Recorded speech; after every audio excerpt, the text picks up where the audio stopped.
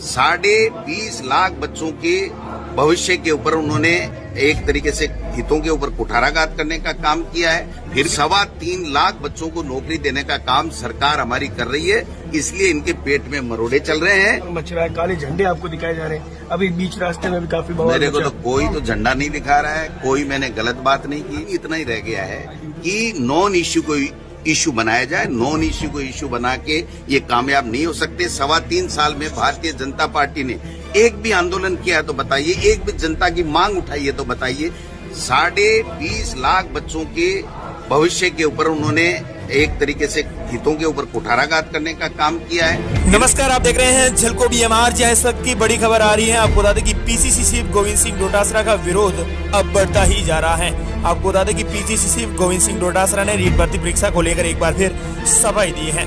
हालांकि आपको बता दें कि अब गोविंद सिंह डोटासरा का रीट अभ्यर्थी पीछा नहीं छोड़ रहे हैं। रीट अभ्यर्थी लगातार गोविंद सिंह डोटासरा का विरोध कर रहे हैं। इसी तरह आपको बता दें कि बाड़मेर के पचपदरा में काले झंडे दिखाकर पीसीसी चीफ गोविंद सिंह डोटासरा का विरोध किया गया।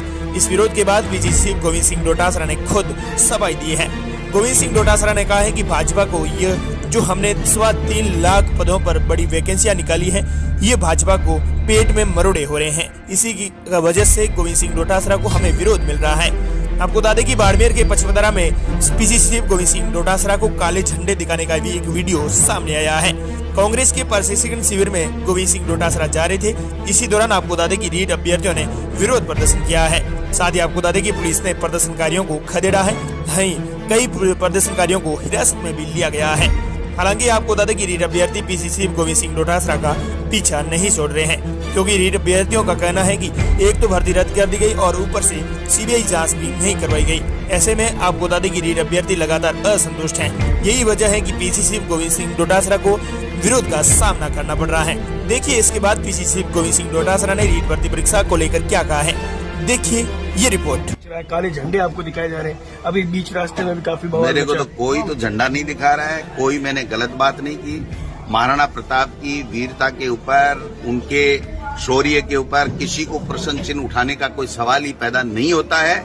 जो टिप्पणी ये मैंने की थी वो केवल किताबों में उन्होंने जिस प्रकार से धर्मयुद्ध बताया था उसको लेकर के थी, जबकि महाराणा प्रताप ने अधीनस्था स्वीकार नहीं की, स्वाभिमान के लिए लड़ाई लड़ी।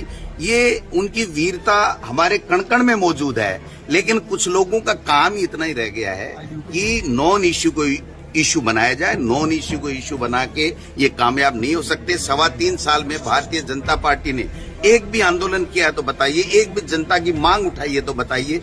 20.5 लाख बच्चों के भविष्य के ऊपर उन्होंने एक तरीके से हितों के ऊपर कुठाराघात करने का काम किया है। फिर भी हमने कहा 32,000 नहीं, हम 62,000 बच्चों को नौकरी देंगे।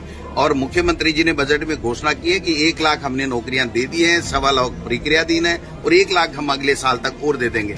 तो 3.25 लाख बच्चों को नौकरी देने का काम सरकार हमारी कर रही है, इसलिए इनके पेट में मरोड़े चल रहे हैं। ये लोग बाग पचा नहीं पा रहे हैं कि आज सारे के सारे कर्मचारियों के परिवार खुश हो गए, सारे युवा इतनी भर्ती निकाल दी तो वो खुश हो गए, किसानों के लिए अलग बजट हो गया तो किसान खुश हो गए, क्योंकि 15 महीने इन्होंने तो खालिस्तानी और पाकिस्तानी बताया था उन लोगों को बेचारों को, और आंदोलनजीवी बताया था। तो सारे वर्ग खुश हो रहे हैं। महिला शिक्षा के लिए आप देखिए कितने बड़े फैसले। 36 महाविद्यालय इन्होंने कभी नहीं खोले होंगे। तो आप समझ सकते हैं कि केवल प्रोपोगंडा करने में माहिर है, नॉन इश्यू को इश्यू बनाने में ये लोग बात जुटे हुए हैं, लेकिन ये कामयाब नहीं हुई। इनके पास में सरकार की विफलता के लिए गिनाने को कुछ नहीं है। इस बजट में वो एक शब्द नहीं बोल पा रहे हैं। कल मैं दिल्ली गया था तो एक मेरे पत्रकार मित्र ने कहा, हमने जेपी नड्डा जी से पूछा कि ये जो मुख्यमंत्री अशोक गहलोत जी ने ये जो फैसला किया है ओल्ड पेंशन स्कीम का, इसके बारे में आपका क्या कहना है? तो उन्होंने कहा, मैं ऑन रिकॉर्ड तो कुछ कह नहीं रहा हूं, लेकिन ऑफ रिकॉर्ड ये है कि हमारे समझ में नहीं आ रहा है कि हम इसके ऊपर पक्ष में बोलें, खिलाफ बोलें। 25 लाख लोग सीधे के सीधे अशोक गहलोत जी के इस निर्णय से इतने खुश हैं।